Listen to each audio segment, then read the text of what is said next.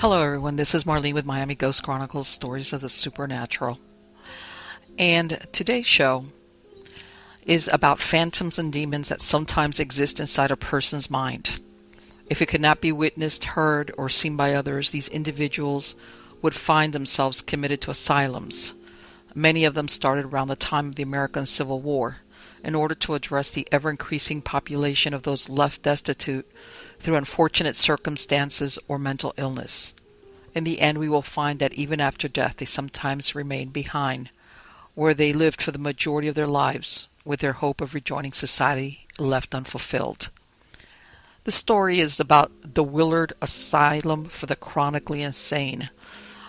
This was located next to Lake Seneca in New York. It was a 440-acre grounds, which were first purchased in 1853 with the idea that it would become the Ovid Agricultural College, where men returning from the Civil War could learn farming skills. However, the program was unsuccessful, and only a few months after reopening, the campus was abandoned. It was in that year that Dr. Sylvester D. Willard, the Surgeon General of New York, which had condemned the deplorable conditions of county-run almshouses, where people with mental illnesses, developmental disabilities, chronic addiction, and epilepsy and birth defects were being housed. At that time, President Lincoln was the one that signed the bill for Dr. Willard's proposal, and it was within that process, just within days of the president signing the bill, that Dr. Willard died of typhoid fever, and the asylum was named in his honor. Now, the asylum welcomed its first patient in 1869, and it was a lady by the name of Mary Rote. She arrived by steamboat at the Ovid landing on Seneca Lake, and she was the first to arrive. And Dr. Hoyt, who was the secretary of the board, claimed that she was deformed and demented and chained at the wrists. She was being moved over from the Columbia County poorhouse, where she was found bound, naked, and crouched in a corner of a 5-foot cell without any covering or even a bed. She had been confined there for over 10 years. Now, Mary died at Willard in January of 1876 of tuberculosis. However, by that time, she had become a role model for patients in years to come. One of her doctors, by the name of Dr. Chaplin, stated that since her admission, she had been daily dressed and at all times presentable. Her general appearance and habits of cleanliness are much improved. It appears that this move for Mary turned out to be a beneficial one. Now, the theme of horrific neglect would follow for other patients that were admitted later on. One girl had been shackled in a cell since childhood. Another patient arrived at Willard in a chicken crate. The dreadful situations that the patients were arriving in, coupled with a lack of understanding of mental disability, meant that Willard essentially became a dumping ground for undesirables. Patients' afflictions ranged from severe mental and physical handicaps to nervousness, chronic to acute insanity, feeble-mindedness, and lunacy. In other words, you had people there that could be violently insane to a person that maybe was just nervous or high-strung. Now, the asylum was built in the same style as many other Victorian institutional facilities. The campus was divided between a woman's side and a man's side, with violent and non-violent patients. Now, the administration building sat in the middle. The land had originally been designated for agricultural purposes, so the hospital ran its own farm with crops grown and tended by patients. Patients were unconfined, able to walk about as they please, though they were unable to leave the premises.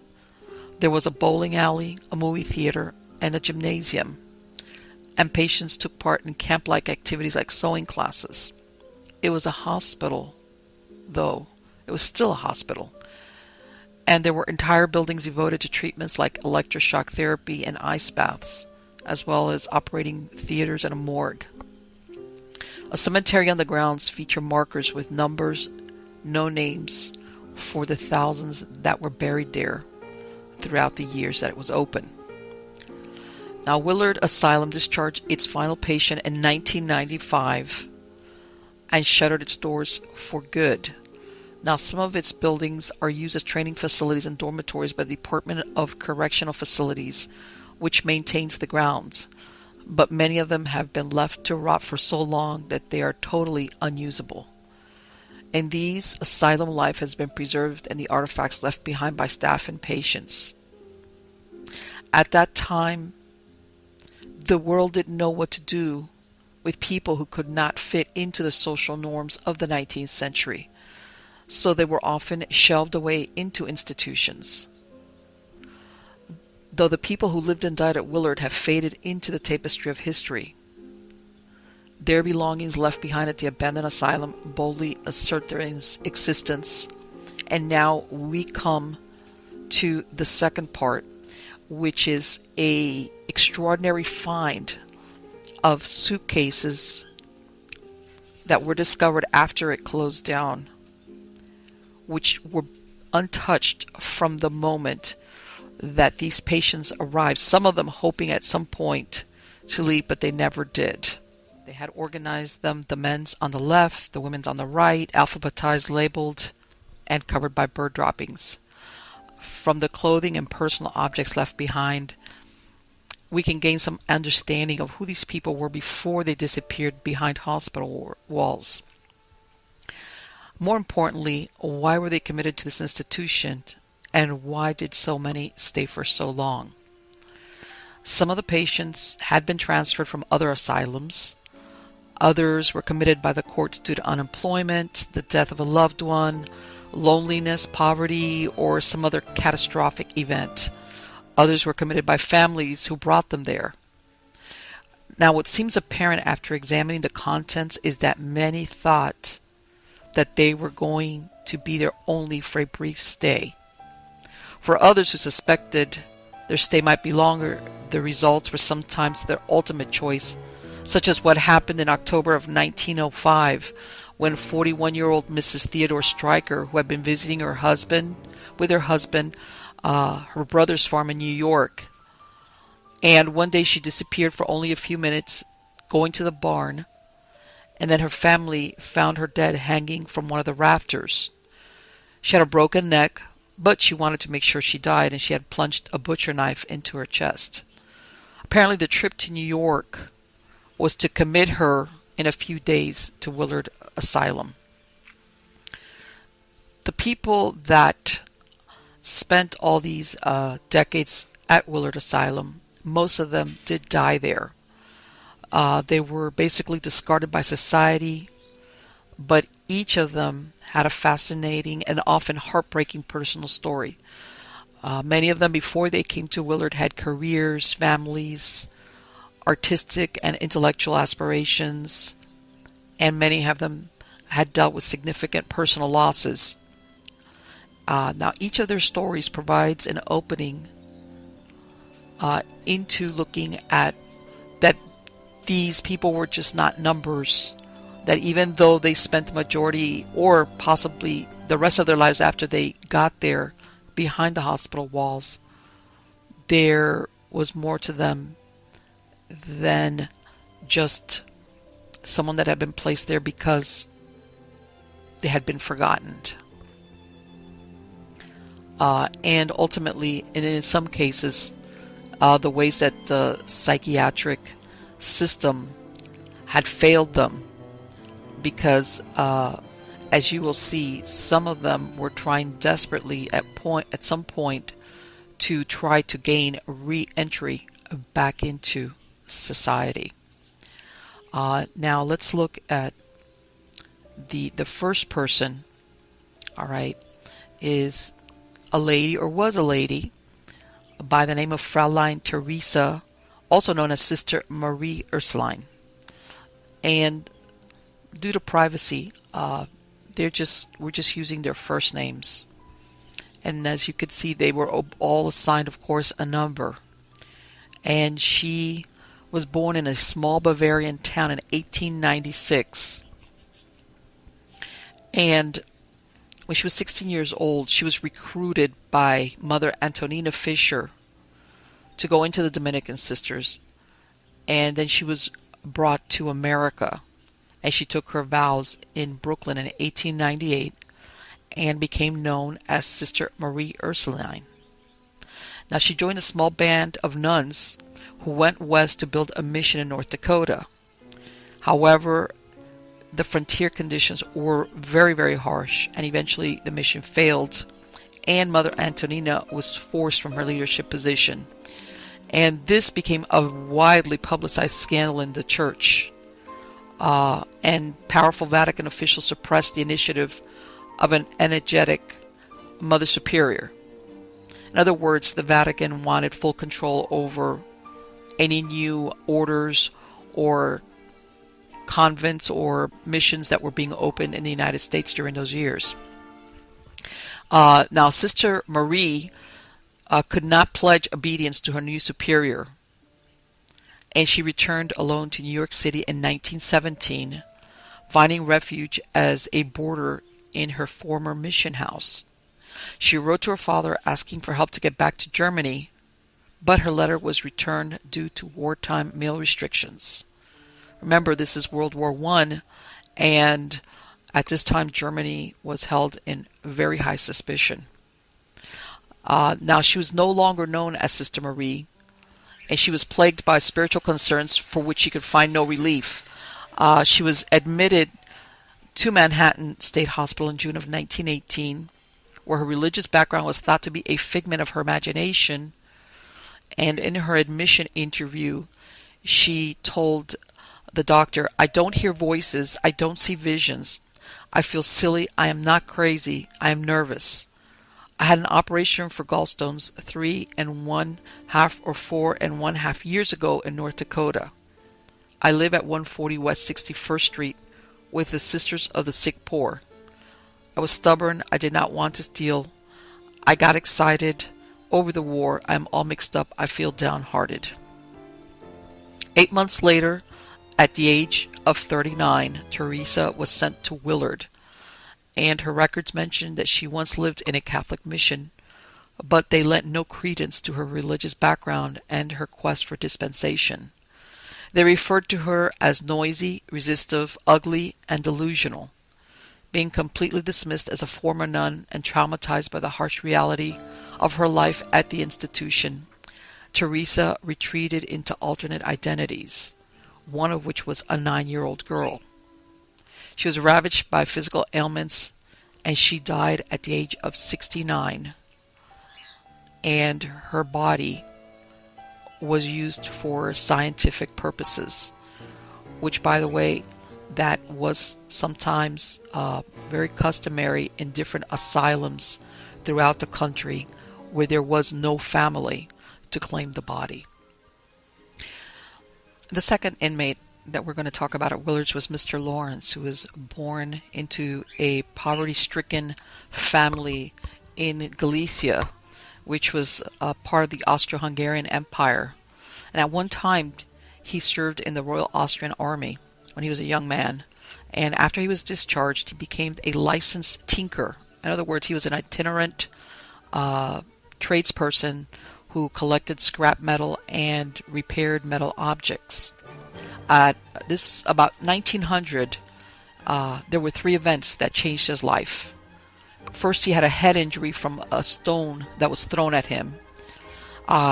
He started engaging in binges of heavy drinking, and this was also when he had his first admission to a mental hospital in Dusseldorf, Germany, where he was noted to be singing, whistling, and generally noisy.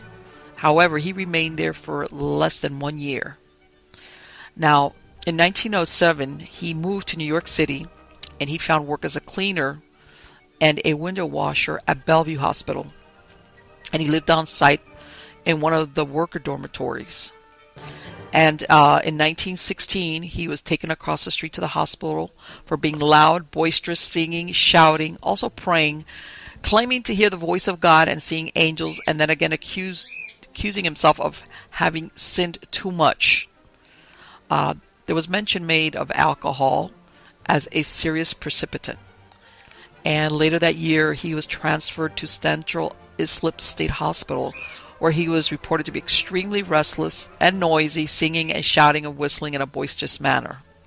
And then it was in 1918 that he was sent to Willard. Now, for several years after he was admitted there, Mr. Lawrence was reported to be volatile and difficult and somewhat reclusive. However, by the early 1930s, it became clear that he was a good worker if he was left to himself.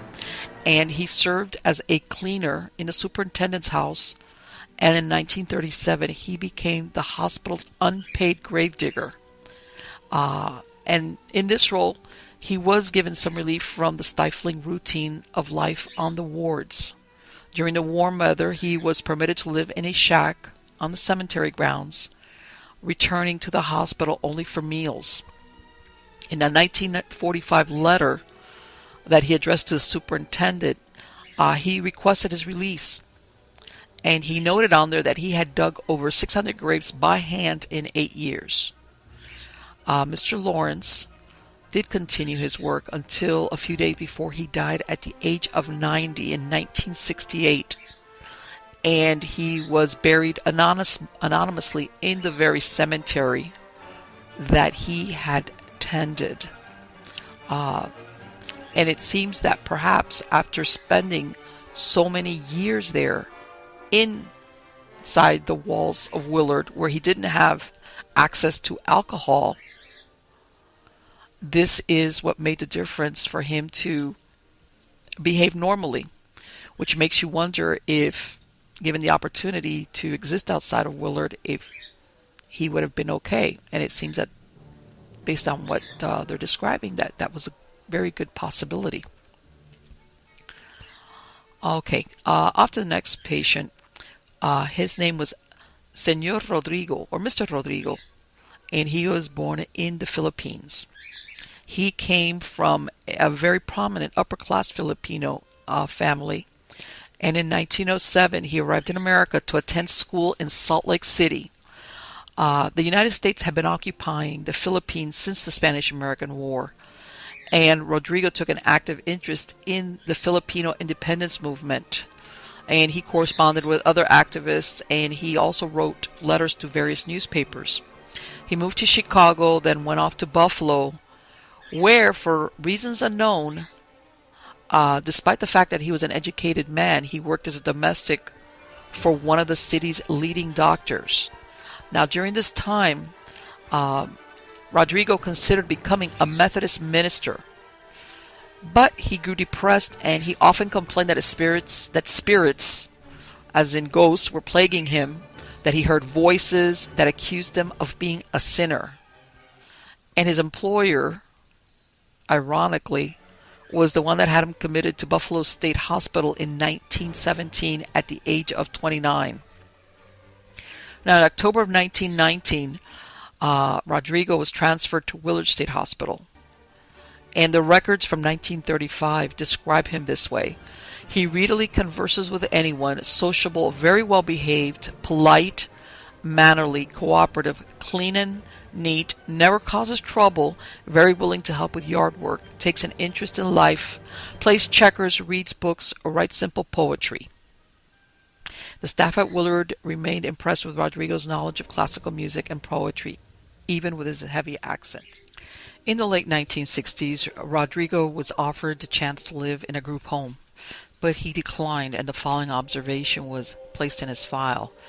It appears that after years of being institutionalized, which now appear to have been a mistake as far as the duration is concerned, this man appears in perfect mental condition now. As Rodrigo grew older, he lost his sight and was moved to a ward for blind patients. And he died in 1981 at Willard and was buried in an unmarked grave in nearby Ovid Union Cemetery. So again, unfortunately, after being there so many years, when, in other words, they finally realized that maybe he would have been okay outside. He was so used to being in those walls and probably losing his sight. He just stayed there until his death in 1981. Okay, the next patient is Miss Margaret, and she was born in Edinburgh, Scotland, and according to her aunt, she was a bright and happy girl who suffered misfortune after misfortune. Her father, a merchant seaman, had died of tuberculosis when she was 7 years old, and her mother soon remarried. 3 years later, authorities accused her mother of neglecting Margaret and her sister Marie and placed the girls in an orphanage. At the age of 20, Margaret entered nurses training at London's Northeast Metropolitan Hospital, and after completing her studies, she worked there from 1914 to 1918, and where she witnessed the damage suffered by the hospital during World War I during the German bombing raids. Her fiancé was killed in France within weeks of going to the front. Afterwards, she immigrated to the United States, and in 1921 she enrolled in a graduate nursing study at Women's Hospital in New York City. Now, while training there, Margaret sustained a serious head injury, and her recuperation took months. She worked at Women's Hospital until July of 1925, when she contracted tuberculosis and spent much of the next 6 years in TB facilities. And there she met a fellow patient named Arthur Dargaville, who became a close friend. It's not clear whether the relationship was romantic, but Margaret's will, found in one of her trunks, listed him as her sole heir. Upon her rehabilitation, she could only find employment in TB hospitals, working in several such places across New York State. Miss Margaret suffered from numerous physical ailments during those years and also faced stress at work and in her personal life. Despite her history of illness and loss, she lived a full and often happy life during these years. She had a close circle of friends, traveled extensively, owned her own car, and made a good living. But after losing her long-term doctor and confidant, her employers sent her to a new doctor who felt her physical complaints were overshadowed by emotional problems. He had brought her to Willard on June 28, 1941. She took along all her earthly possessions, packed into 18 suitcases, boxes, and trunks.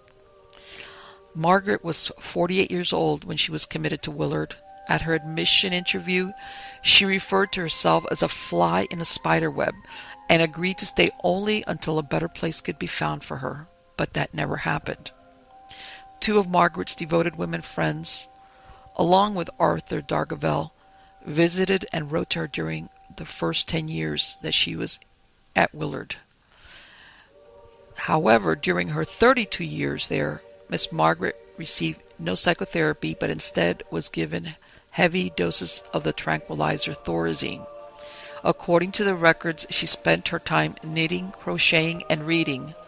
Diagnosed with arteriosclerosis and other serious medical conditions, she was sent to the medical/surgical unit at Willard in 1970, and she remained there until her death on August 17th of 1973.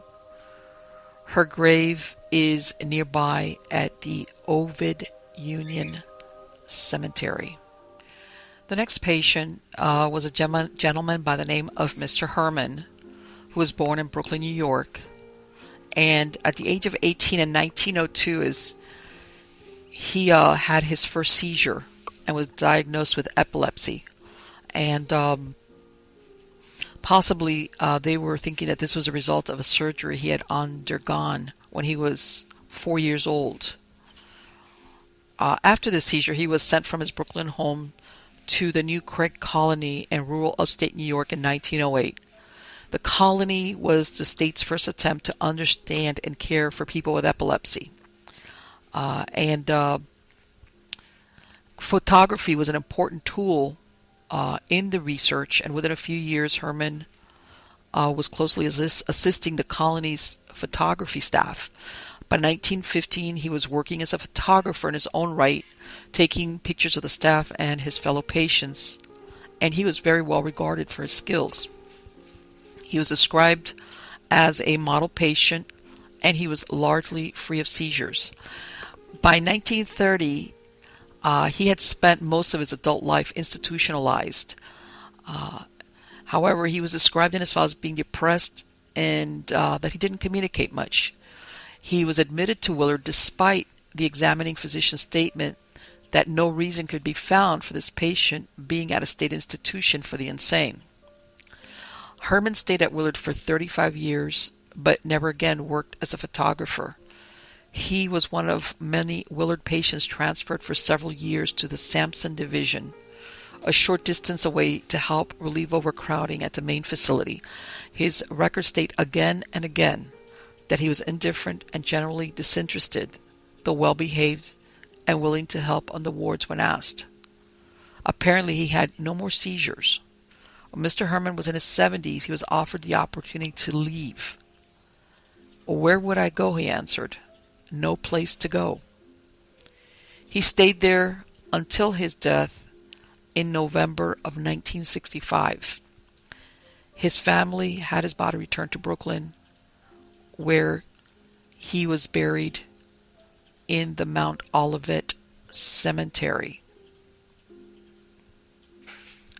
Very sad, very sad. Our next patient is a lady by the name of Miss Ethel. And Miss Ethel also has a very interesting story. She was born in New York, not too far from Willard, and she was the daughter of a Methodist minister. As a child growing up, she sang in the choir, played the piano, was very active in church activities, and when she was 18 years old, she married a plumber named Seymour, and they soon had 2 children, a son in 1909 and a daughter in 1911. However, Seymour drank too much, flew into violent rages, and had affairs with other women. Ethel suffered 2 miscarriages and later bore 2 more children, both of whom died in infancy. After she left Seymour, Ethel supported herself as a seamstress. Her suitcase contained examples of high-quality needlework and a finely hand-sewn quilt, a beautifully embroidered baby gown, and intricately worked baby booties. In 1930, she was admitted to Willard. Her file states that she refused to leave the place where she was living and went to bed saying she was ill. As she refused to leave the house, the landlady made a petition for her commitment. Once admitted to Willard, Ethel denied having hallucinations, and she seemed to be amused at the notion that some of the patients heard voices.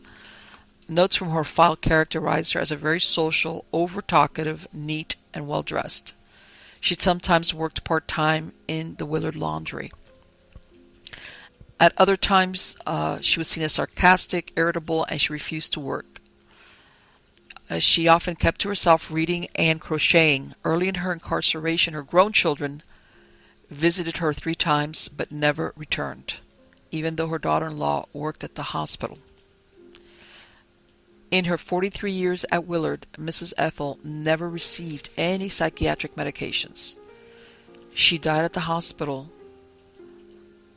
on June 12, 1973, at the age of 82. Her brother had her buried in the family plot in Trumansburg. Incredible to think that your landlord could have you committed. The next story is about Miss Madeline, or Mademoiselle Madeline. Mademoiselle Madeline was born in a very well-to-do family in Paris in 1896, and she graduated from the Sorbonne. As a young woman, she journeyed throughout Europe and the United States, and many of her travel photographs were found in her trunk. After World War I, she left France permanently for New York, where she landed a good job as a secretary at the French mission on war debts. During the 1920s, she taught French literature at private girls' schools in Boston, Dallas, New Hampshire, and New York. She was an intellectual. Her trunk contained books on philosophy, literature, history, and music. And while she was in New York, she took advanced classes at Columbia University and at Hunter.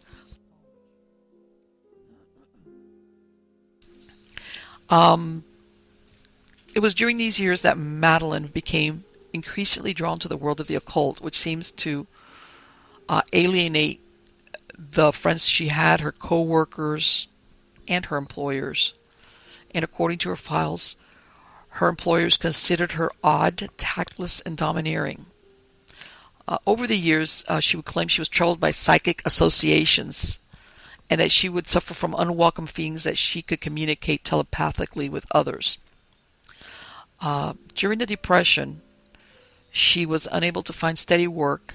She became destitute and was referred to the Emergency Work Bureau. Once there, they found her unemployable, and she was referred for outpatient mental health treatment, which led to her 1931 admission to the psychiatric unit at Bellevue Hospital in Manhattan. She constantly refused to submit, and she clearly assumed that she was, in other words, that it was a voluntary admission to Bellevue on her part, that it would be temporary, and she never expected to be shipped off to Willard in 1939, after passing through Central Islip and Kings Park State Hospital on Long Island. While at Central Islip, Madeline fiercely stated, "I want out of here immediately. I think it is an outrage to be brought here." In 1965, she was still demanding her release. Records indicate that she told a staff member, "I don't like this hospital. I resent being detained and wasting my time." Madeline was given antipsychotic drugs. In the mid-1950s, she developed what later came to be known as tardive dyskinesia, or TD, a debilitating movement disorder caused by the drugs.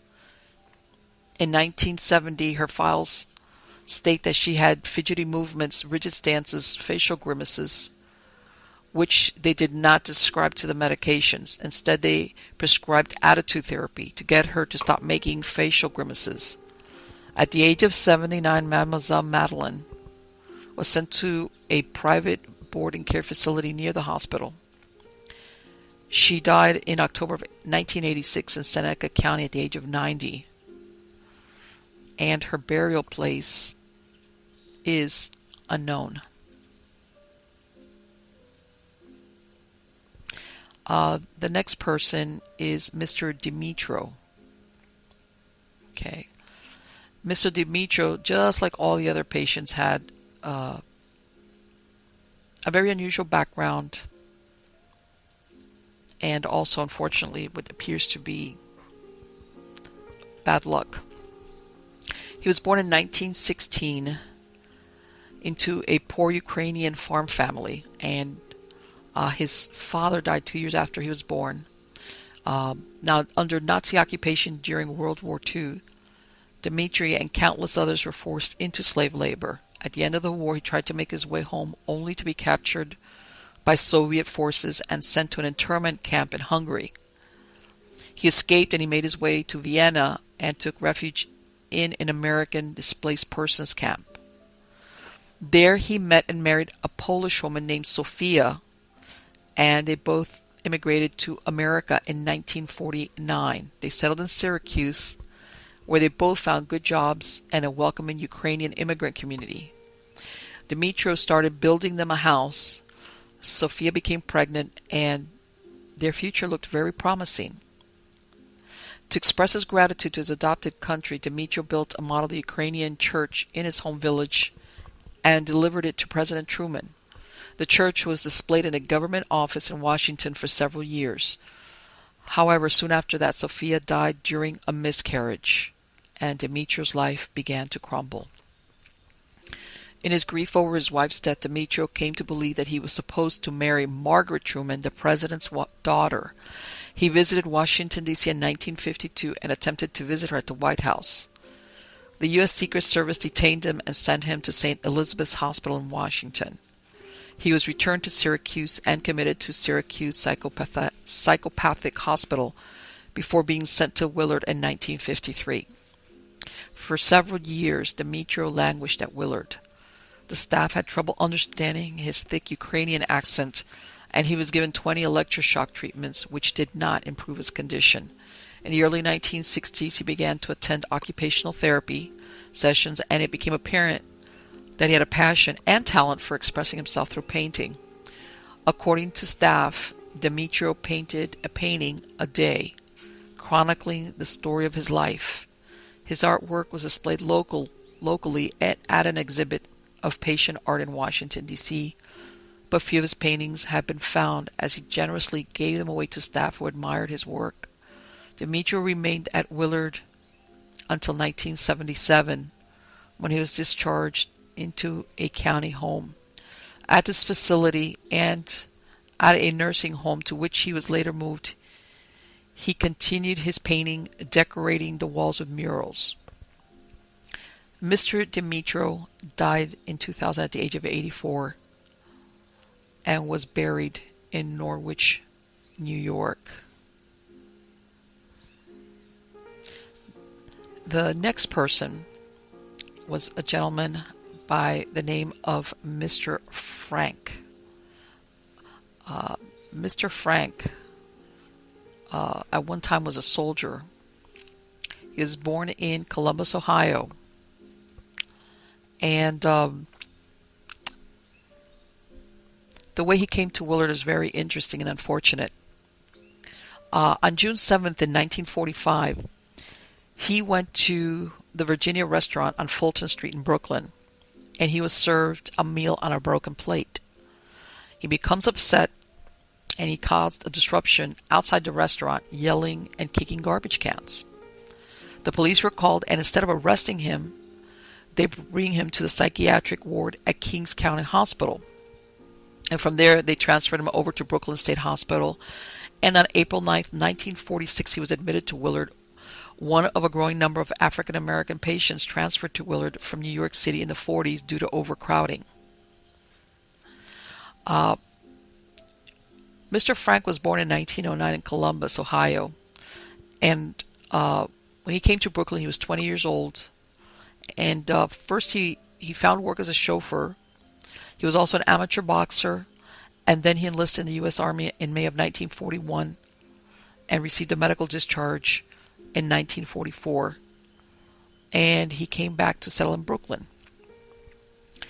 Though the medical records show that he had no family ties, he kept in touch with his family in West Virginia and Ohio, including regular correspondence with his father. Some of these letters were found in his meticulously ordered trunk, along with a neatly pressed Army uniform, family photos, and a baby shoe.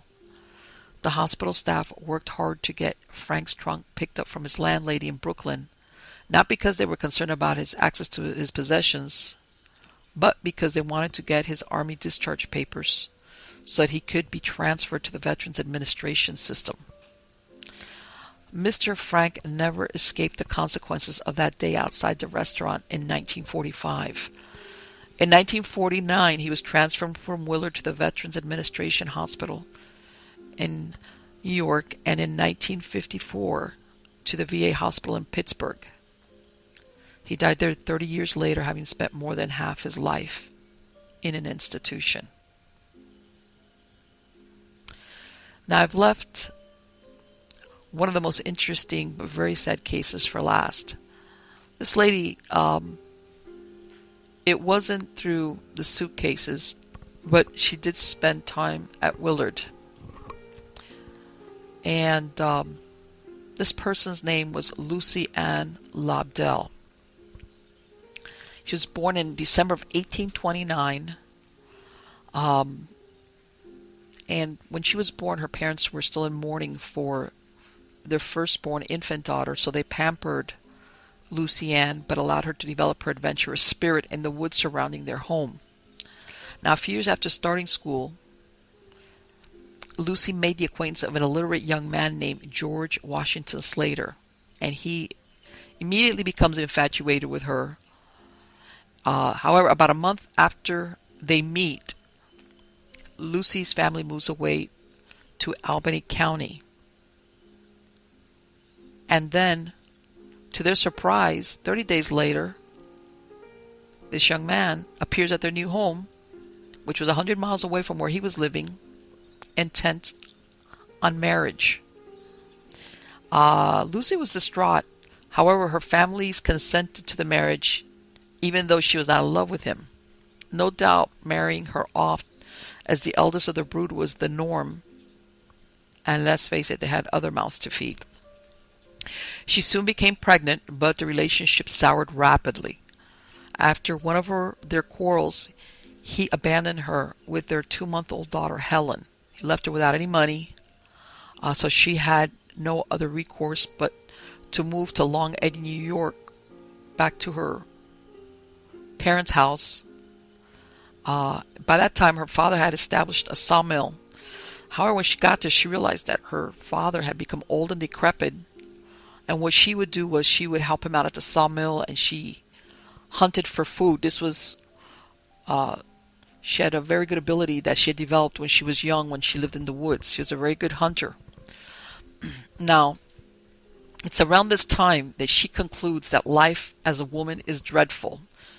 So in October of 1854, she receives a letter from George Slater that he wants to reconcile. And she writes back to him telling him that he could come visit his daughter. But she already had a plan because she was determined she was never going to see her husband's face again. So she decides to escape. She puts on a man's suit beneath her hunting outfit, and she just leaves home without saying goodbye. She goes off to Bethany, Pennsylvania, dressed as a man, and started calling herself Joseph Israel Lobdell, and sets up a music school and becomes a music teacher. During this time, she dates several young ladies who, of course, have no idea that she's a woman. And in the spring of 1855, she's actually engaged to a young woman who was a daughter of a leading citizen of the town. However, the relationship becomes to an abrupt end a few days before the wedding, when an itinerant lumberjack recognized Lobdell as the famed female hunter missing from a Long Eddy. Talk about bad luck. It was stunning news, and she had to flee the town after there were threats of being tarred and feathered. And as a matter of fact, the one that warned her to get out of town was her fiancé. So she takes the train. It's the summer of 1856. She hops the train and goes out westward to the Minnesota Territory. She takes on a new name of Leroy, the King. And she's befriended by a frontiersman named Edwin Gribble. And she takes several jobs around town as a man again. Unfortunately, her ordinary life dissolves into a scene from one of her nightmares, when it seems that a woman that she was pursuing tells authorities about the fact that this was not a man but a woman, and she ends up getting arrested and charged with falsely impersonating a man. Eventually she's released from jail, and the town was very eager to expel what they called the wild woman, and they agreed to pay her train fare back east. So she comes back to New York, and she's in a very bitter mood. And her family, though they were happy she had returned, couldn't see why she still insisted on wearing men's clothes.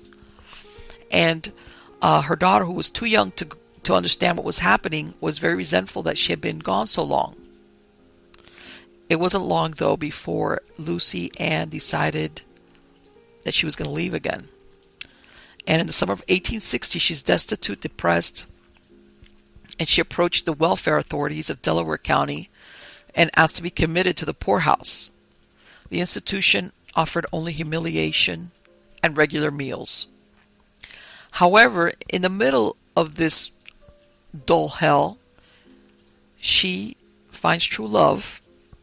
She meets a girl by the name of Marie Louise Perry. She was a 28-year-old daughter of a prosperous Massachusetts family. And she had made the mistake of disobeying her father and eloping with a man who turned out to be a deceitful playboy. On their honeymoon in Jersey City, her new husband had run off with the landlord's daughter, and just abandoned her to her fate. She was sick, penniless, and ashamed to return home to her parents, so she had surrendered herself to the poorhouse. In early 1862, both of them, Lobdell and Perry, decide to run away from the poorhouse. And shortly after their escape, they approach a justice of the peace who pronounces them man and wife, unknowing that Lobdell is in reality another woman. And for the next 17 years, they lived together as a married couple. However, they were viewed as sideshow curiosities. For most of the 1860s and the 70s, they wandered across New York and Pennsylvania like nomads, sleeping in caves and erecting rude cabins for shelter. It was also during this time that Lucienne started calling herself Reverend Joseph Lobdell, and she began preaching in the streets. However, like many of her attempts at self-expression, her preachings were mainly treated as evidence of her madness. During these years, her daughter Helen, who had been basically divided from her parents, endured her own misfortunes. First, she was raised by her grandmother and then by her aunt. And then she was finally adopted by a family in Honesdale, Pennsylvania, who was a farmer and forced her to work as a domestic servant. A few years later, she rejected a farmhand's marriage offer. Apparently, he did not take it too well, the rejection part, and at age 17, Helen was beaten, chloroformed, raped, and thrown into the Delaware River and left for dead. She survived, but could remember little. The farmhand and 2 others were arrested, but nothing could be proved. Now, again, during these years, Lucienne's husband, George Slater, had gone off to serve in the Union Army, and he was taken prisoner and died. She was eligible for a pension, but she did not learn about it until 1877, 12 years after the end of the war. So, of course, she received a large amount of money from the back pay, and with it she bought a farm right outside of Honesdale. Now, about a year after she becomes a landowner, she travels back to Hancock, New York, where her daughter Helen is living on one of her brother John's property. What exactly happened after she arrived in the town is unknown, but she would never return to her farm in Honesdale. Her brother John believed that his sister was insane for wearing men's clothing and pretending to love a woman. And he appeared to have persuaded Helen, her daughter, into sharing this view. And it's not really clear quite how they kept her in Hancock, away from Marie, and for more than 2 years. And in May of 1880, John petitioned the Delaware County Court to issue a writ de lunatico, which is to investigate the sanity of Lucienne Lobdell. A jury of 12 men found her mad. This was enough evidence for the law, and at age 51, Lucienne was carted off to the Delhi poorhouse and given a certificate of insanity. With her daughter Helen's written consent, John was named executor of Lobdell's estate. For the privilege, John had to pay $1,000 bond, and his motive for institutionalizing his elder sibling was nothing so simple as greed. Lucienne's fate was kept a secret from Marie and from the world. A fake obituary was released by her family that fooled the newspapers. Eventually, Marie moved back to Massachusetts and spent her final years working in a Whitman nail factory. She died in 1890, likely never knowing what became of her husband. From the Delhi poorhouse, Lucienne was taken to the Willard Insane Asylum in New York. And Dr. Wise, who worked at Willard, observed that upon arriving at the hospital, she embraced the female attendant in a lewd manner and came near overpowering her before she received assistance. Her conduct on the ward was characterized by the same lascivious conduct, and she made efforts at various times to have sexual intercourse with her associates. She later told Dr. Weiss that her mother had suffered from mental illness as well. Lucy Ann would spend the last 3 decades of her life in state mental institutions. She died in Binghamton Asylum on May 12, 1912. The cause of death was given as manic depression psychosis, and she was buried without a funeral in a pauper's grave. She had outlived her wife, her brother, and her daughter, and the dozen honest men of Delaware County who declared her insane. Her estate, worth $3,850, was split between 2 grandchildren she probably never met. Now, you might ask yourself, who were the people that would be sent over to Willard to begin with?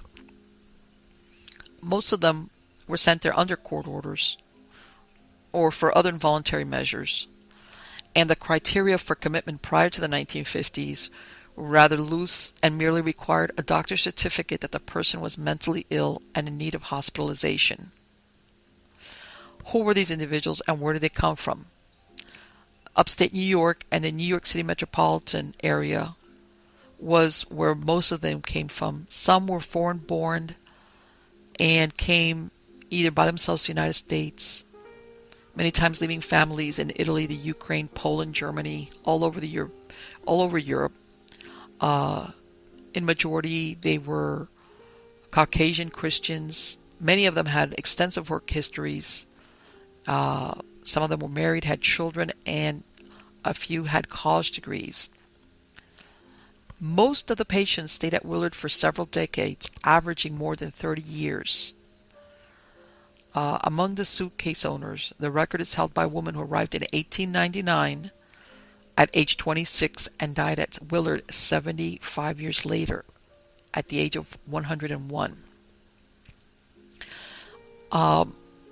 Many of the people that were sent to Willard were deemed incurable and in need of lifelong institutionalization. This determination was never made formally, but especially if a person was transferred from another state hospital, it was likely that they would never leave.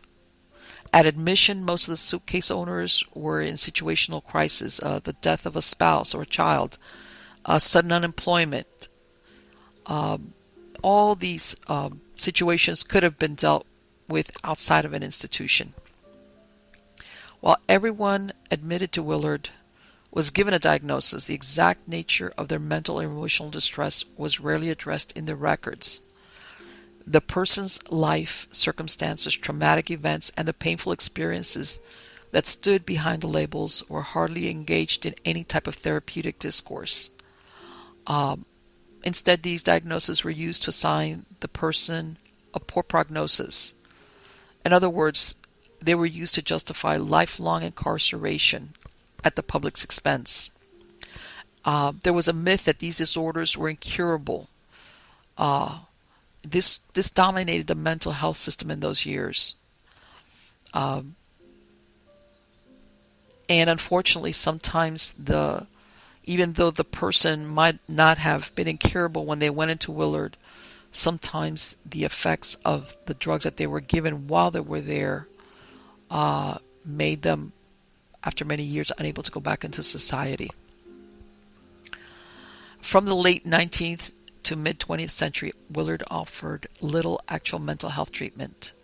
There was custodial care, physical health care, work, and occasional entertainment. With the exception of hydrotherapy, submerging people for long periods of time in cold baths, and electric shock, which began in the 1940s, there was no treatment. The introduction of neuroleptic drugs in the mid-1950s helped staff control patients who were crammed into ever tighter living quarters.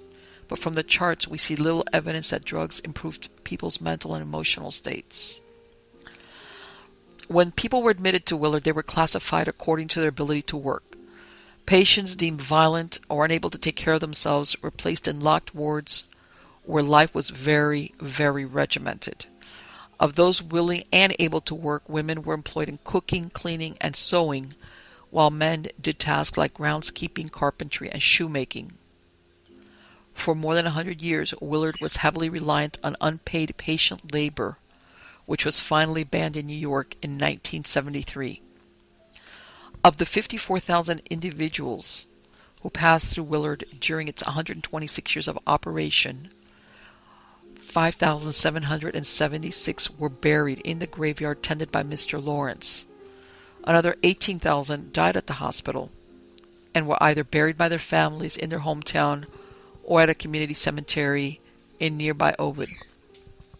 Nearly half of the individuals who entered this sprawling facility left in a casket. And now we come to the most interesting part, as far as I'm concerned, which is, of course, is Willard Asylum haunted? Based on my own experience with sites like this, even though I haven't personally been there, chances are that it's very, not possible, probable, whether it's residual or intelligent. And even though many of the buildings are abandoned and derelict, there is still, at this time, a 900-bed intensive boot camp style drug treatment center for men and women. It's a voluntary 90-day treatment program which provides a sentencing option for people who've been convicted of a drug offense or if they violated their parole. And instead of going back to the state prison, in most cases for more than a year, they're allowed to participate in this program. Very nearby where the asylum is the cemetery, which has over 5,000 souls, many of which are said to haunt the asylum. They lived in obscurity, they died in obscurity. And there was this belief that once you entered Willard, you never got out.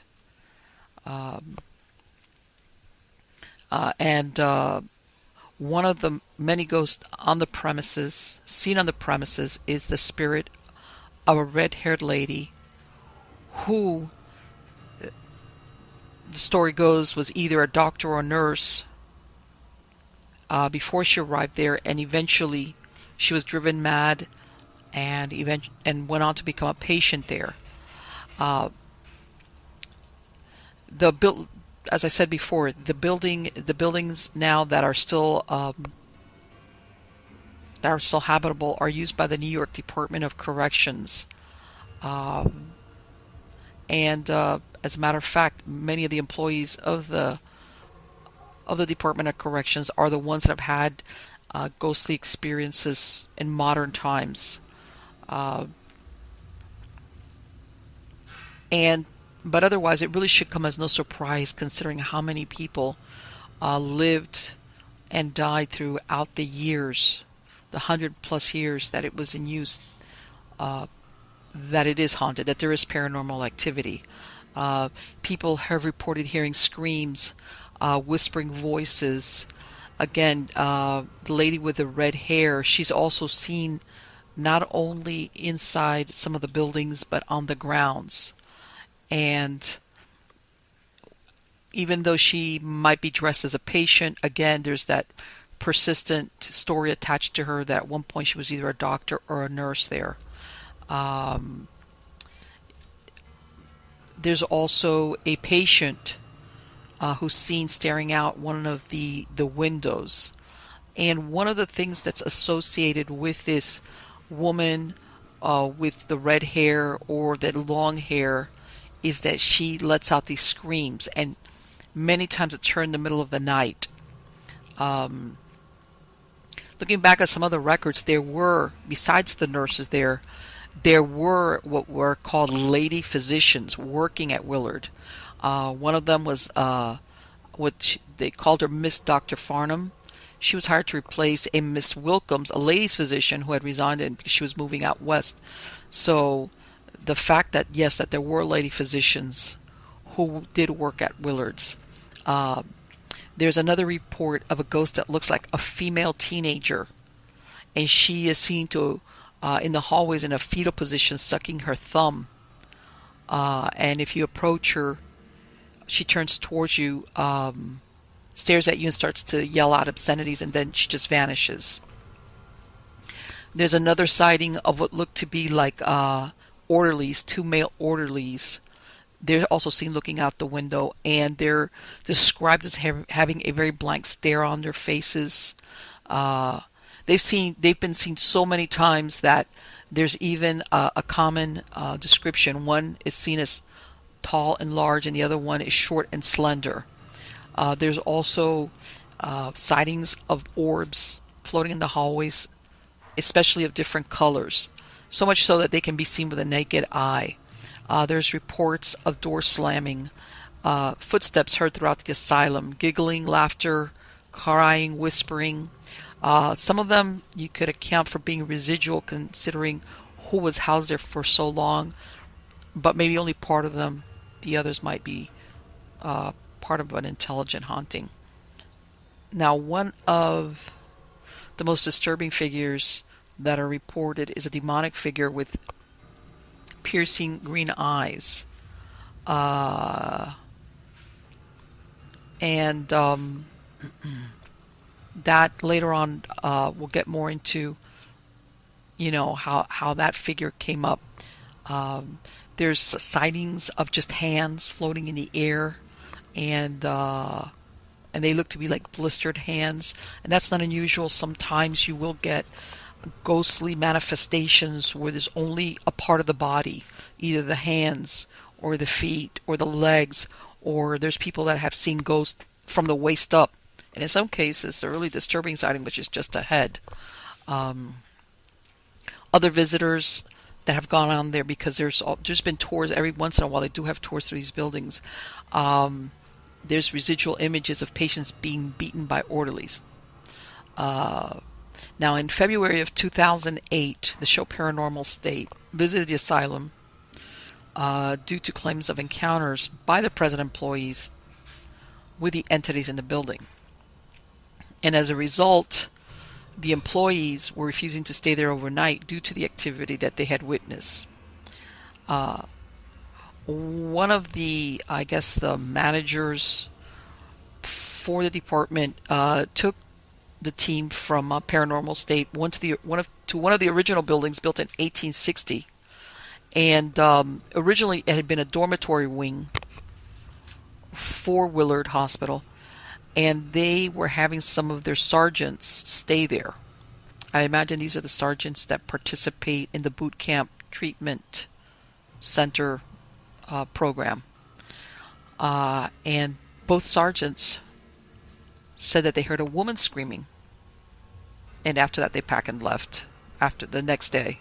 In other words, I guess they were, the program was offering to let them sleep and stay there versus having to travel home. And after that, at that experience, they packed and left.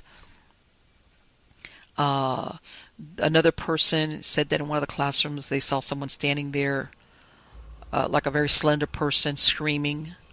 There was another lady, because they in the program they were able to get a hold of either people that worked there still or had worked there even up to the time that it had been a hospital, because it was an active hospital till 1995. In one of the rec rooms, they claim that they have somebody standing over their shoulder. They hear, or they see doors being pushed open. They hear the locks clicking. They did confirm that on occasion there had been suicide of some of the patients down in the lake. Seneca Lake is right there. It's adjacent to the grounds. As you could tell in some of the earlier slides, there was a steamboat that had pulled up to the dock. They interviewed another gentleman who had worked at the hospital where he had, they were searching for a female patient, and he was the one to find her in a building in the back, and she had hung herself.